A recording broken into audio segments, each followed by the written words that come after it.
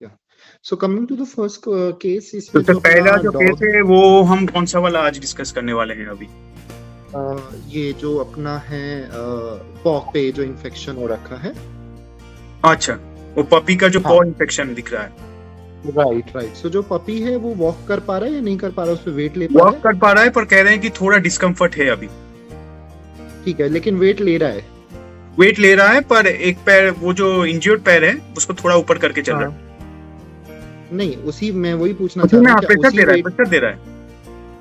Okay, उसी wait पे, क्योंकि आई वांट टू डिफरेंशिएट, क्योंकि सूजन जो होती है वो फ्रैक्चर की वजह से भी हो सकती है उस पैलेंजिस नहीं, की। वो एक तो इन्फेक्शन क्या की तरह है। वो कह रहे हैं कि कोई इंजरी नहीं हुआ था, वो जैसे कोई हमारे डिस्चार्ज आ रहा है इसमें?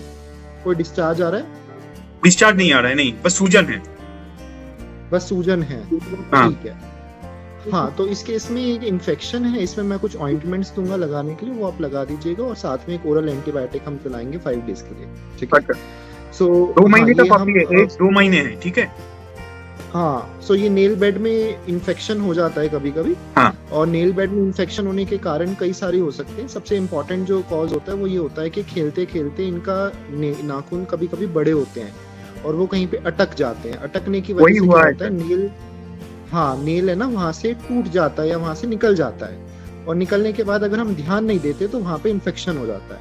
हाँ, ठीक है। हाँ। इसकी हमें सूजन क्या होता है, इसको हमें डिफरेंशिएट करना पड़ता है कि क्योंकि बहुत ज्यादा सूजन थी तो ये फ्रैक्चर भी हो सकता था, बट आप बोल रहे हैं कि अगर फ्रैक्चर नहीं है, कोई ऐसी इंजरी नहीं है पास की, तो ये नेल बेड का infection. Okay, fine. Next one, थोड़ा बहुत आप देख सकते हैं, मैंने आपको वीडियो भी सेंड किया था। थोड़ा बहुत पीनिस का, इरेक्टाइल पीनिस का प्रॉब्लम है उसको। वो एक पपी है, वो कह रहे हैं थोड़ा बहुत ब्लीडिंग भी हुआ है। कल नोटिस किया था, थोड़ा ब्लीडिंग भी हो रहा है वहां से। So we are discussing about the puppy with the penile issue, जिसको Yes, penicillin penile issue issue, हो yes, रहा है। right, right, right. इसको कोई डॉग बाइट हुई है क्या वहाँ पे, या कुछ ऐसा वुंड सा दिख रहा है मुझे वहाँ पे? वो कहते तो हैं कि जनरली वो एक स्ट्रे पपी है, खाने के लिए बस आती है, हाँ। तो हो सकता है, we can not rule out. उसमें कोई डिस्चार्ज आ रहा है, कुछ उन्होंने नोटिस डिस्चार्ज आ रहा है, हाँ, डिस्चार्ज आ रहा है, हाँ। थोड़ा बहुत डिस्चार्ज भी आ उसमें रहा पस फॉर्म हो गई है, उसमें पस फॉर्म हो गई है। है। हाँ, ठीक है।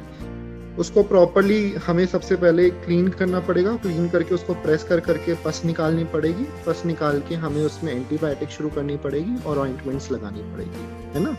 सो ये एक दिन का प्रोसेस नहीं है, it will take 10 to 15 days minimum for him to recover. ठीक है। अगर वो क्या कहते हैं ऑइंटमेंट नहीं लगा पाएंगे, एटलीस्ट ओरल मेडिकेशंस देते हैं, उससे फर्क पड़ सकता है। अच्छा, अगर फर्क पड़ सकता है ना। ओके, अगर नहीं पड़ता है तो हमें फिर इसको प्रॉपरली उसको, अगर वो सपोर्टिव नहीं है तो उसे फिर हम एनेस्थाइज करके अच्छे से, पहले उसमें हम फिर चीरा लगाते हैं, चीरा लगा के उसको पस वगैरह को निकालते हैं, निकाल के हम उसमें ऑइंटमेंट डालते हैं, फिर उसकी रिकवरी होती है। क्योंकि क्या होता है, कभी कभी जो एंटीबायोटिक होती है ओरल, वो अकेले काम नहीं कर पाती है। प्रॉब्लम ये भी है कि उसका सीक्रेशन जो है वो एकदम, वो कह रहे हैं कि वो फ्रीक्वेंटली नहीं हो रहा है, बहुत मतलब टाइम के बाद वो कभी एक सीक्रेशन देख रही है वहां से। जनरली थोड़ा बहुत ब्लीडिंग ड्रॉप्स हो रहा है, ब्लीडिंग हो रहा है वहां पे। Bleeding is the main concern है। हाँ, इट इज नॉट नेसेसरी कि मतलब अगर उसमें कोई इन्फेक्शन है तो उसमें रेगुलर ही डिस्चार्ज होगा, या रेगुलर ही उसमें इन्फेक्शन, उसमें आपको डिस्चार्जेस देखने को मिलेंगे। ओके, अभी ये हो सकता है कि अर्ली इन्फेक्शन हो, या अर्ली अभी उतनी पस फॉर्म नहीं हुई हो, बट अगर अभी ट्रीटमेंट टाइम से नहीं किया गया तो हो सकता है बाद में हो। बिल्कुल बिल्कुल। Third one is of, as I told you sir, it's of the anger management issue है। एक पॉम का केस आया है हमारे पास, कह रहे हैं कि वो अपने ओनर को लास्ट टाइम में एक बहुत ही गहरा बाइट दिया है हाथ में। मैंने आपको फोटोज सब भेजे हैं। तो ये एक एंगर मैनेजमेंट प्रॉब्लम है। वो कह रहे generally it's a very well maintained dog, it stage in the house, but problem ये है कि वो फ्रीक्वेंटली कभी कभार अपना टेम्पर लॉस करती हैं, जो कि मतलब वो रीजन क्या है sir? Temper management, anger management is a big issue in pets these days. Right.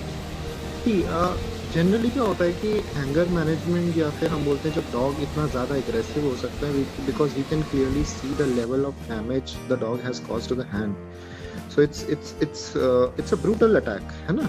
So it's not a minor bite. Yes, तो yes. जब ऐसा एग्रेसिव इशू आता है ना, तो इसमें हमारे पास बहुत लिमिटेड ऑप्शंस रह जाते हैं। As a veterinarian we can not give any medicine that कि हम डेली बेसिस पे बोलें जिससे उसका एग्रेशन कम आता है, पहली चीज, एज इन एलोपैथी। अच्छा, कमिंग टू होलिस्टिक अप्रोचेज में अपने पास वो एंग्जो केयर की मेडिसिन होती हैं, या ऐसी हम बोलते हैं लेवेंडर एसेंशियल ऑयल यूज कर लो, बट उससे ज्यादा इतना सिवियर एग्रेशन या ऐसा ब्रूटल अटैक नहीं काम होता इतना डॉग में एग्रेशन। मतलब यहाँ पे अब ट्रेनिंग लगता है कि एक बहुत बड़ा मतलब इफेक्ट हो सकता है ट्रेनिंग का। I am coming to that, है ना। तीसरा क्या होता है कि अपना होम्योपैथिक मेडिसिन होती हैं कुछ अच्छा। जो बड़ी इंपॉर्टेंट होती हैं, जो काम कर सकती हैं। इट्स नॉट श्योरिटी बट अच्छा। यस इट कैन वर्क अगर वो उसको मैच करती हैं। इसमें हम इग्नेशिया दे सकते हैं, स्टेफिस एग्रिया दे सकते हैं, 2-3 मेडिसिन होती हैं जो इंपॉर्टेंट काम Okay. करती हैं। But last but not the least, जो सबसे इम्पोर्टेंट पॉइंट होता है कि हमें ना सबसे पहले जो एक कैनाइन बिहेवियरिस्ट होते हैं जो इस पे काम करते हैं, हाँ। But there are not much of canine specialist like this who deal with canine aggression specially.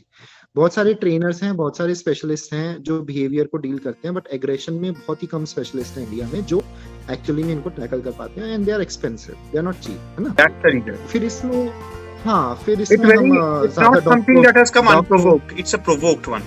Right, yes. फिर इसमें डॉग को हम ब्लेम नहीं कर सकते, है ना। डॉग ये टेरिटोरियल होती है वैसे भी, छोटी ब्रीड थोड़ा सा, हाँ। और पोजेसिव होती है अपनी चीजों को लेके। तो इसमें अगर वो आप उसको खाना दे रहे हैं तो नेक्स्ट टाइम ध्यान रखिए कि एक आइसोलेटेड जगह पे दे जहाँ पे आसपास कोई ना गुजरे खाना देते वक्त, बिल्कुल। ठीक है। और उसकी अगर वो अपनी चीजों को लेके पोजेसिव है तो उसकी चीजों को ना छुएं अननेसेसरीली, उसे बिल्कुल भी प्रोवोक ना करें, हाँ, ठीक है। हाँ, हाँ। That's the best option. Right. Coming to the case of गेरी का साइज बड़ा है क्या पीछे का?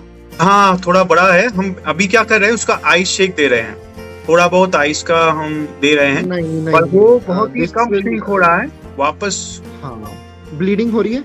ब्लीडिंग नहीं हो रही है, ब्लीडिंग बहुत कम हो रही है पहले से। The problem now is the size. Size बढ़ रहा है लेकिन। हाँ। हाँ, फिर उसमें मैंने आपको बताया था डॉक्सोरोबेसिन शुरू करना पड़ेगा। The dosages will be same like the 1 ml। Yes, जो मैंने उसको लास्ट टाइम लिख रखी थी डोजेज सेम रहेगी, है ना। अच्छा। उसके अलावा और कोई ऑप्शन नहीं है। Okay, fine. And last one is of Bittu, as I can show you the images. It's of a bit of a skin infection. थोड़ा skin infection लग रहा है उसको.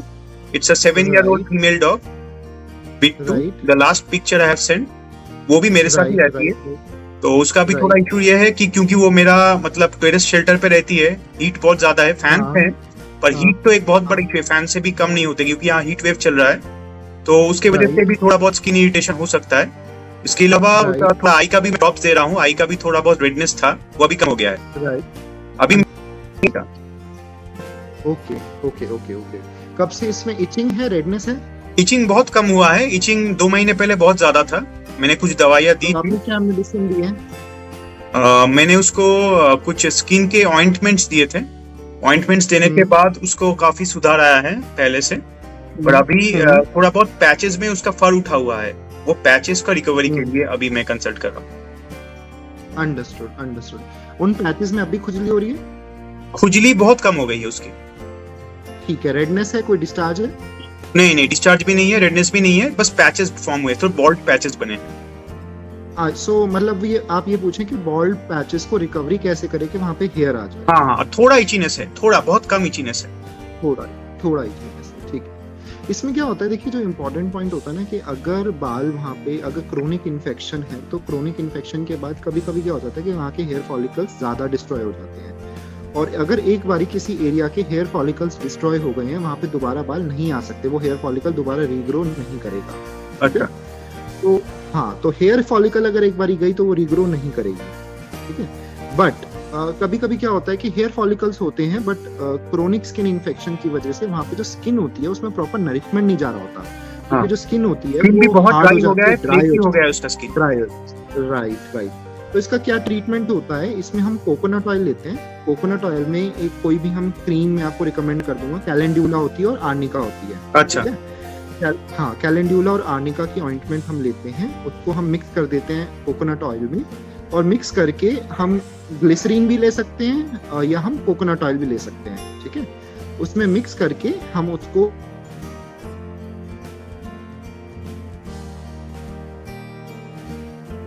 पूरी हेलो हाँ बोलिए।